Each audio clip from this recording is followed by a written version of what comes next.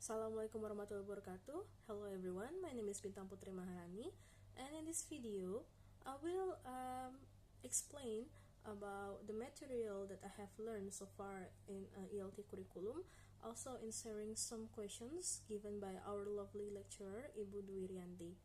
So we'll begin the video with summarize and explain what you have learned in this class, at least 5 topics. So the first one is Introduction to Curriculum. So, curriculum is a standard-based sequence of planned experience where students practice and achieve proficiency in content and applied learning skills.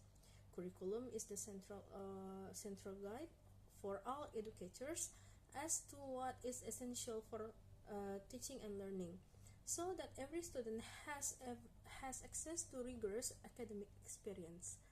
Curriculum itself has its own nature that's very important to consider when making a curriculum.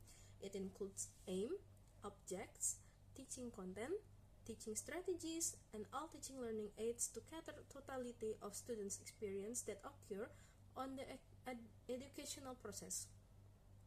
The success of a curriculum depends on certain principles, which needs to be borne in mind when developing a curriculum. The second one is curriculum content.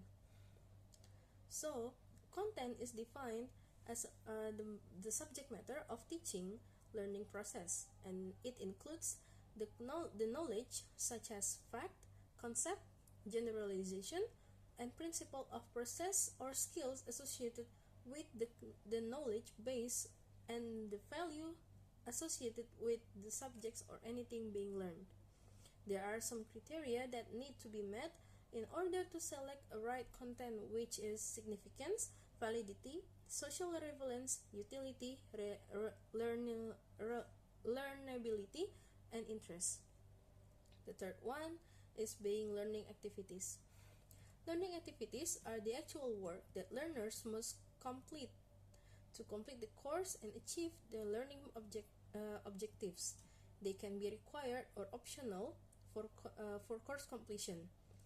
Teaching learning process is a combined process where a teacher assesses understanding, needs, and establish particular learning objectives, formulates teaching and memorizing strategies, enforcing a plan of work, and assesses the outcome of the instruction. Teaching is the process of heeding to people's needs, experience, and feelings, and interfering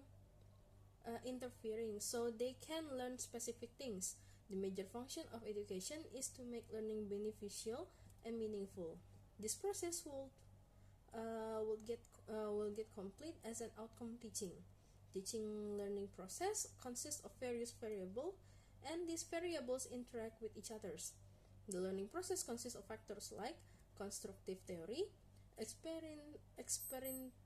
experiential learning, and cognitive learning. 4. Communicative language teaching.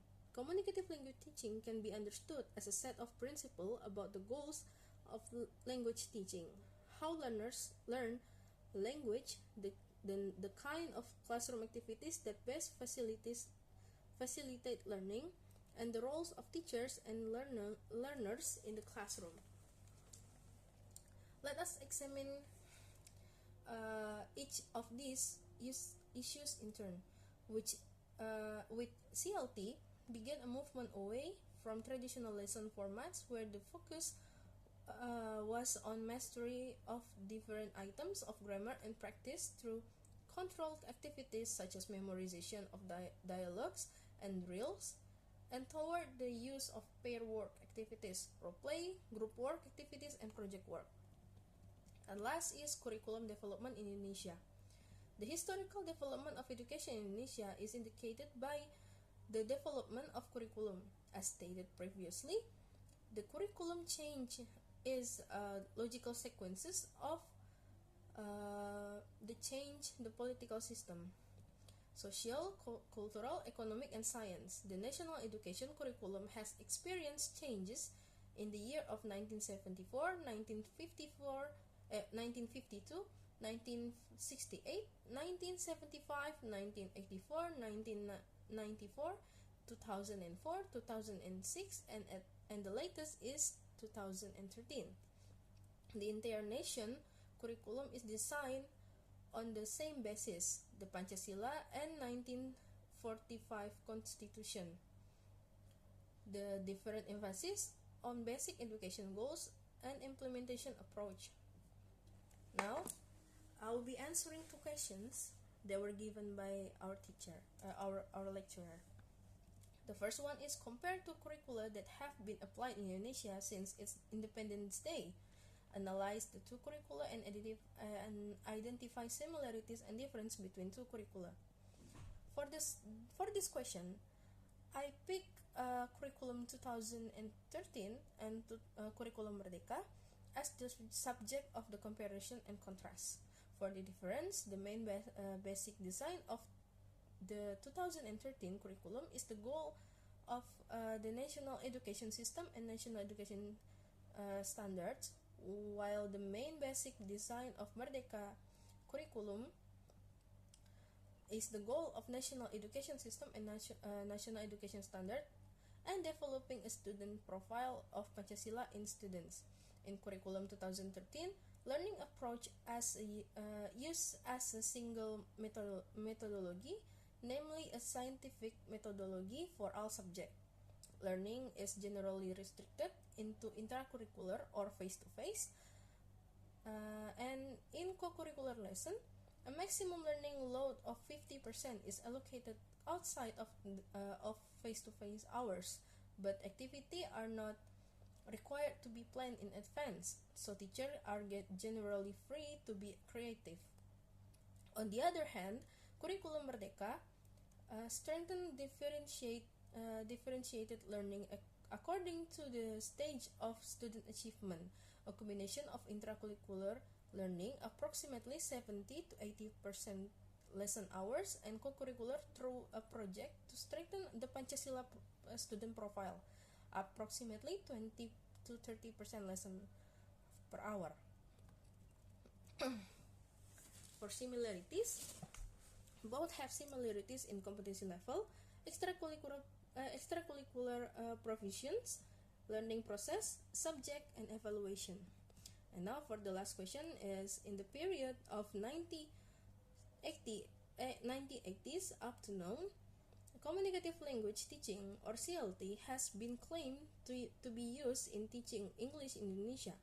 Why can CLT stand for a long period of time? How has CLT developed since then? Well, CLT is created partly in response to the lack of success with traditional language teaching methods and partly by the increase of the demand for language teaching. And I think the reason why CLT can stand for very long time because the method is actually the best method that can be chosen or can be picked for students learning about communicative language that they can use daily. And how can CLT develop since then? How has CLT developed since then? I think it's developing based on our daily life, like maybe as the era getting more advanced, it also developed more because the media that were used is not only like teaching in class, but student can also use some other media like video or maybe audio. I think that's all from me. Thank you. Wassalamualaikum warahmatullahi wabarakatuh.